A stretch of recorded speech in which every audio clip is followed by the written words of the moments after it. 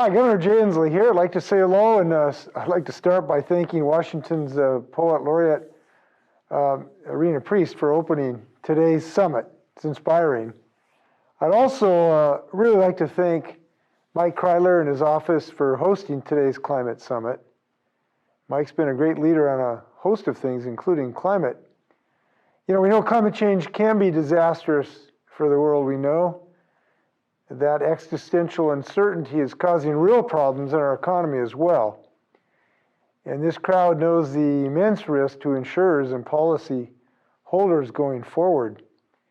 I was in the Met Tower yesterday talking to Sun Mountain Lodge, who had millions of dollars of losses from smoke damage from a fire. We know what we're up against. So I want to thank Mike for his many years of work on climate issues at the state and national level. He joined the Paris Pledge for Action in 2015 and the United Nations Environment Program Sustainable Insurance Forum in 2016.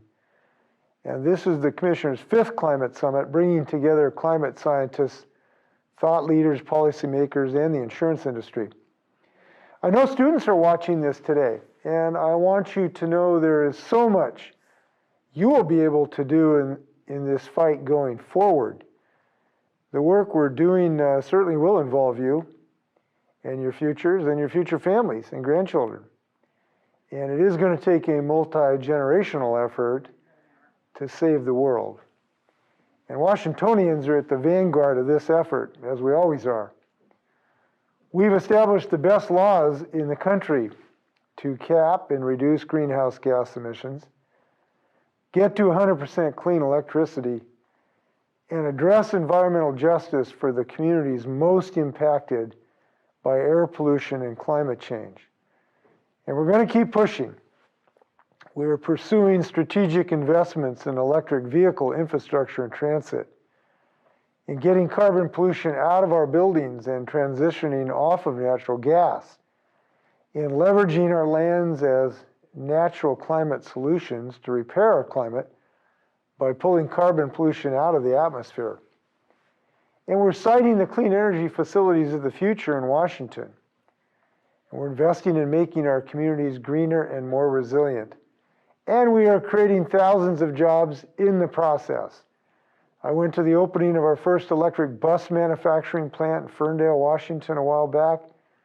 We're building the world's first commercial all-electric airplane in Arlington. I just walked out of a meeting of a potential company doing some renewable energy work to hiring thousands of people in our state. So that's good news. But this industry is important. With the U.S. insurance industry representing 3% of GDP and holding $8 trillion in investments, you have the opportunity to influence how we get more of the economy on track to an emissions-free future. Insurance companies can help sound the alarm in ways that inspire action. And as an industry on the front lines of the costs of climate change, you are so well positioned to make the essential point that the cost of inaction on climate change is far greater than the cost of taking action to save our future.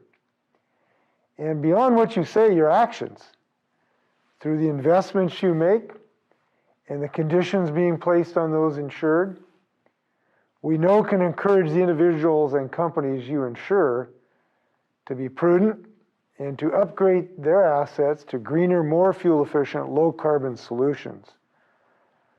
Now, as the world scientists warn that we've reached code red on climate change, there's never been a more important time for the insurance industry to keep up this critical work, to keep leveraging financial investments and insurance products, to get businesses, utilities, and institutions to move more quickly to net zero, and to keep using the industry's platform to lift up the need for deep, rapid decarbonization of our economy. I want to thank everyone who's been speaking today and everyone who appreciates the urgent need to find solutions to the biggest threat facing humanity in this or any generation. And I want to ask you to be leaders. Look, you don't have to be a governor or president or senator to be a leader. Everybody within the sound of my voice can be a real leader here, and we have a tremendous opportunity to rescue our communities from this dire threat. So let's do this together. I know we can meet this challenge. Be well.